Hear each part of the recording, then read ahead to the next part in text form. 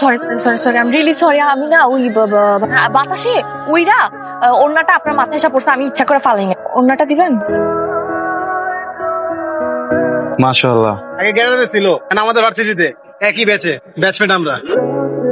Sir আমার কাছে মনে হয় প্রেমটা হচ্ছে ঝর্ণার পানির মতো, যেটার কোনো এক্সপায়ারি ডেট নাই। প্রেম যে কোনো সময় যে কোনো কারোর সাথে হতে পারে, প্রেমের কোনো বয়স হয় না, প্রেমের কোনো সময়কাল নেই।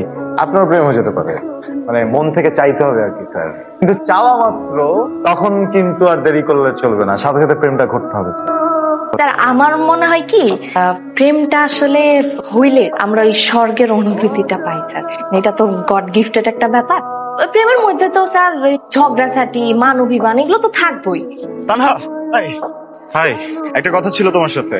আপনার সাথে আমার কি কথা থাকতে পারে? ও বুঝতে পারছি আপনি কি কইতেছেন। আমার ফোন নাম্বার লাগবে, তাই তো? শিট, আমি ছেলেই না, কোনো একটা কথা বলতাম। শোনেন, আপনি কেমন ছেলে সেটা জানা বিন্দু মাত্র ইচ্ছা আমার নাই। তো যা বলার তাড়াতাড়ি বলেন, আমি যাবো। আচ্ছা, আমি আসছি আপনার কাছে একটা হেল্পের জন্য। আপনি কোনো কিছু না বুঝে উল্টাপাল্টা কথা কেন বলতেছেন? এটা কিন্তু ঠিক না। হেল্প? কি হেল্প তা আবার আমার কাছে? কিছু না, আমি জায়গা। আল্লাহ বাঁচাইছে। ভার্সিটির মধ্যে র‍্যাগ দিতেছে। আরে র‍্যাগ দিচ্ছে না, তুই এদিকে আয়।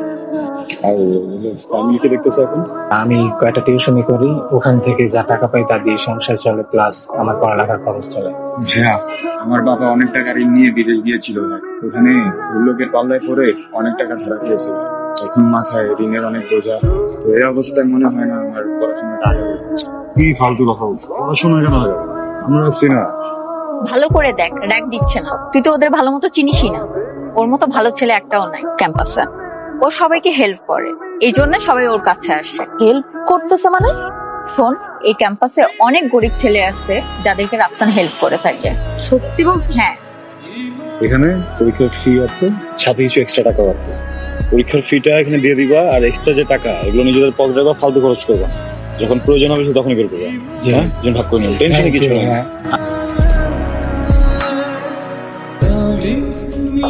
আজকে যে পার্টটা আমরা পড়বো এটা খুবই মনোযোগ দিয়ে পড়তে হবে, কারণ এটা কিন্তু খুবই কঠিন। ঠিক আছে? বলতেছি যেটা পড়বো সেটা খুবই কঠিন, মনোযোগ দিয়ে পড়তে হবে। আমার তো মন বসে না পড়ার টেবিলে। আমার ইচ্ছা করতেছে আমি আজকে একজনের দিকে সারাক্ষণ তাকায় থাকি, ওই একজনের হাত ধরে সারা রাস্তা হাঁটি। আমি একজনের কথা বলতেছি, তুমি কিন্তু না। তো যাও, তোমার মানা করছে কে? তুমি চাইলে প্রক্সি দিতে পারো। না মানে ওই মেয়ে তো আমাকে পাত্তা দিচ্ছে না। ওই মেয়েটার নাম শুনবো না? শুনবো না। মেয়েটার নাম তানহা। তানহাকে আমি যখন যখন দেখি না, আমি কেন যেন হারাই যাই। কি করি কিছুই বুঝি না। কিছু কেমন যেন উল্টা পাল্টা করে গিয়ে নিচে আটকাই যায়। তুমি একটা কথা বলবো?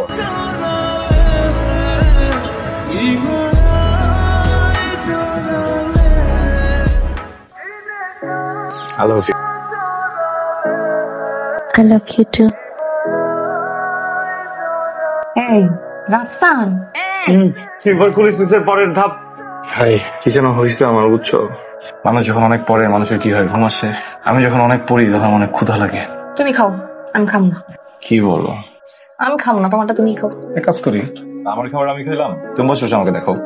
কি না, বলুন যে তুমি বসে বসে থাকো।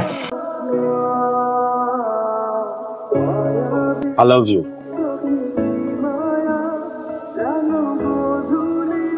ও হাই, কি আছে তোমার? তানা তুমি ভুল বুঝতেছো। দোস্ত, মেয়ে মানুষ কখন যে কি বলে কি করে আসলে বোঝা বড় দায়, বুঝছিস?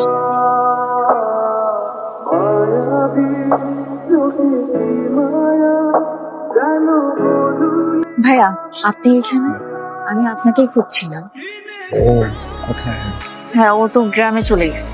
কবে ফিরবে? ও মনে হয় আর ফিরবে না। ও যাওয়ার আগে এই চিঠিটা আপনাকে দিতে বলছিলাম। মনের অজান্তেই তোমাকে ভালোবেসে ফেলেছিলাম। কখনো জানতেও চাইনি তুমি কেমন, কিন্তু তুমি এমন একটা কাজ করবে আমি কল্পনাও করতে পারিনি। যাই হোক, আমি চলে যাচ্ছি আমার গ্রামের বাড়িতে। আর কখনো তোমার সাথে দেখা হবে বলে আমার মনে হয় না। তুমি ভালো থেকো।